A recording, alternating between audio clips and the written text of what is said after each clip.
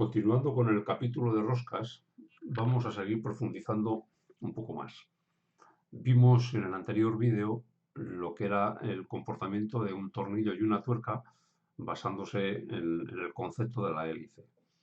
Vamos a continuar ahora, pero vamos a meternos, en lugar de tener solamente un tornillo y una tuerca, vamos a tener diferentes tipos de tornillos y tuercas también con diferentes posibilidades. Por ejemplo, vamos a mirar el caso de arriba. En el caso de arriba tenemos dos tornillos, el de la derecha y el de la izquierda, que lo que llevan son dos hélices contrarias. El de la izquierda lleva una hélice a derechas y el de la derecha lleva una hélice a izquierdas. O sea, rosca derechas y rosca izquierdas. La tuerca que está en el centro rosca con los dos tornillos, por un lateral con el de la izquierda y con otro lateral por el de la derecha. Lógicamente, si esta rosca es a derechas, la rosca de aquí será a derechas y la rosca del otro lado será a izquierdas. En este caso, el protagonista es la tuerca. Actuando sobre la tuerca, conseguiremos el efecto sobre los dos tornillos laterales. Bajando abajo, tenemos la misma situación, tenemos un tornillo y dos tuercas. Allí había una tuerca y dos tornillos, ahora tenemos un tornillo y dos tuercas. Si allí la tuerca tenía dos tipos de roscas a derecha y izquierdas, aquí es el tornillo el que las tiene ahora. Esta parte de la izquierda es rosca a derechas y la otra parte es rosca a izquierdas. Y las dos tuercas, esta será rosca a derechas y esta será rosca a izquierdas. El accionamiento ahora va a ser sobre el tornillo. El protagonista del mecanismo va a ser el tornillo. Antes era la tuerca, ahora es el tornillo. Vamos a ver el comportamiento de cada uno de ellos. Comenzando por este, ya lo hemos comentado, vamos a ir cortando por un plano central para poder ir viendo mejor las características que tiene este sistema. Podemos ver que las roscas están perfectamente encajadas, una es a derechas y la otra es a izquierdas, y lo que tenemos es la tuerca central como elemento motriz.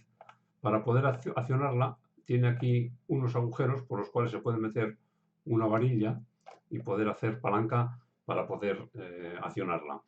Si giramos en este sentido, podemos comprobar cómo los tornillos están saliendo, o sea, se está estirando el mecanismo y en sentido contrario se está encogiendo. Actuando sobre la tuerca, conseguimos un efecto simultáneo en los otros dos elementos, en los otros dos tornillos. Sirve para alargar y encoger distancias, para poder regular la distancia entre dos elementos de una manera simultánea, actuando sobre los dos. Una vez que se ha actuado y una vez que se ha dejado ya en una posición concreta, esta tuerca la única misión que tiene no es intervenir en el funcionamiento, es acercarse hasta la parte de la tuerca y apretándose ahí ya inmovilizaría la posición y la mantendría perfectamente fija a lo largo del tiempo. Puede ser que se le coloque una sola tuerca o puede ser que se le coloque una tuerca en este lateral y esta en el otro lateral. Cuando los dos elementos que se enganchan en la zona de aquí con dos bulones están siempre permanentemente unidos, con una sola tuerca suficiente. Ahora bien, si los elementos que están unidos con los bulones de izquierda y derecha van a tener movimiento independiente, entonces habría que poner dos para sujetar independientemente tanto uno como el otro. Esto se utiliza mucho en el campo agrícola, pues para lo que es el enlace de máquinas, el enganche tripuntal que le llaman, la parte superior, la torreta también se le suele llamar comúnmente, y es un elemento pues muy utilizado. En este esquema se puede ver el comportamiento. Aquí, por ejemplo, se aprecia que tiene dos tuercas, una a la derecha, otra a la izquierda. Si el movimiento es simultáneo, con una es suficiente. Pasemos al otro para poder ver las similitudes. Así como en aquel mecanismo el protagonismo lo tenía la tuerca, ahora lo tiene el tornillo. Viéndolo internamente cómo está constituido, podemos apreciar que lo que tenemos son dos roscas, igual que antes, una a derechas, otra a izquierdas. Están perfectamente encajadas las dos. Y estos elementos, las tuercas en este caso, lo que son dos topes, son dos actuadores para poder separar piezas.